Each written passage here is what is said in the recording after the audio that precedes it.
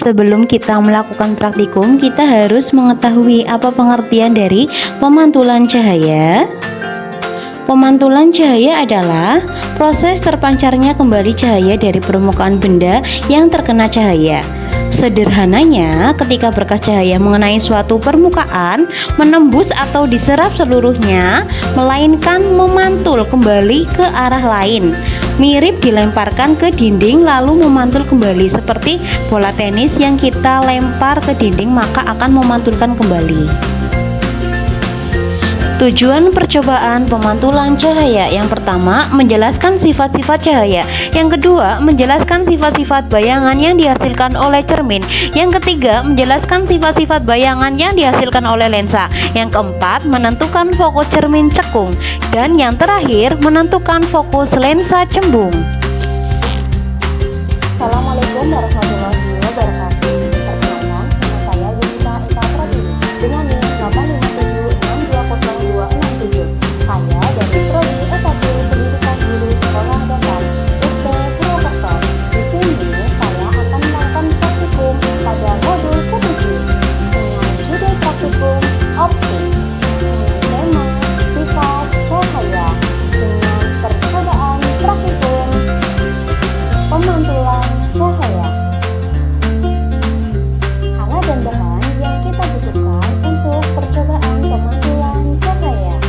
Yang pertama ada kertas putih atau kertas HVS. Yang kedua ada bistan atau penggaris. Yang ketiga cermin cembung, cermin cekung, cermin datar, busur,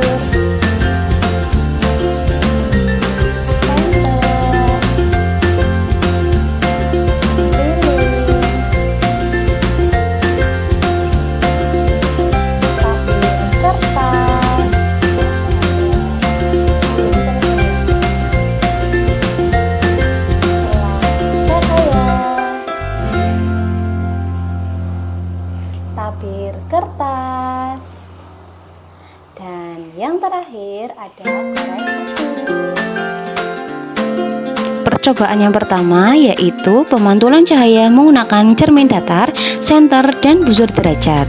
Untuk membuktikan hukum pemantulan cahaya dan mengukur hubungan antara sudut datang dan sudut pantul.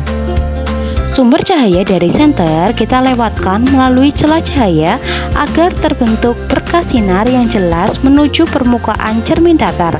Lalu posisikan berkas sinar sebelum dan sesudah mengenai cermin, lalu kita amati dan kita gambar dengan bantuan busur derajat.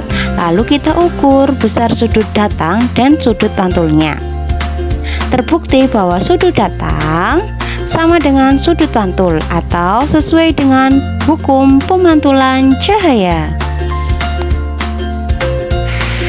Praktikum yang kedua yaitu pemantulan cahaya menggunakan cermin datar dan lilin. Tujuannya untuk mengamati sifat-sifat bayangan yang terbentuk pada cermin datar secara langsung. Sebuah lilin kita nyalakan dan kita letakkan pada cermin datar pada jarak tertentu. Lalu kita amati dan kita lihat arah cermin dan mencatat karakteristik bayangan yang terlihat. Terlihat bahwa bayangan itu bentuknya tegak sama besar dengan ukuran asli lilin, dan jarak lilin ke cermin sama dengan jarak bayangan ke cermin. Lalu untuk praktikum yang ketiga yaitu pemantulan cahaya menggunakan lilin dan cermin cembung. Untuk mengetahui karakteristik bayangan yang dibentuk oleh permukaan pantul yang melengkung keluar, lilin kita nyalakan dan kita tempatkan di depan cermin cembung. Lalu hasil pengamatan yang kita lakukan bahwa lilin tersebut bersifat semu atau maya, lalu bentuknya tetap tegak, ukurannya selalu lebih kecil atau diperkecil dibandingkan dengan aslinya. Terlihat bahwa di cermin cembung lilin terlihat kecil. Untuk praktikum yang keempat yaitu pemantulan cahaya menggunakan lilin dan cermin cekung. Untuk mengamati sifat dari cermin cekung yang sifat bayangannya berubah-ubah tergantung letak benda serta untuk menentukan titik fokusnya. Lilin kita letakkan pada jarak yang berbeda, mulai dari jarak yang terdekat, agak jauh, dan sangat jauh dari cermin. Lalu kita amati perubahan bentuk bayangan, apakah tegak atau terbalik, membesar atau mengecil. Lalu kita upayakan agar bayangan dapat ditangkap di atas kertas atau layar untuk mengetahui apakah bayangan nyata atau tidak nyata. Terlihat bahwa saat lilin diletakkan sangat dekat, bayangan terlihat tegak, semu, dan diperbesar. Inilah prinsip kerja kaca pembesar atau cermin rias. Lalu saat lilin digeser menjauh pada jarak tertentu, bayangan akan berubah menjadi terbalik dan nyata. Bisa ditangkap di kertas, ukuran bisa diperbesar, sama besar, dan diperkecil tergantung posisi tempatnya. Lalu untuk titik fokusnya, dari percobaan diperoleh jarak fokus sekitar 6,67 cm sampai 8,57 cm. Ini adalah titik di mana sinar sejajar berkumpul.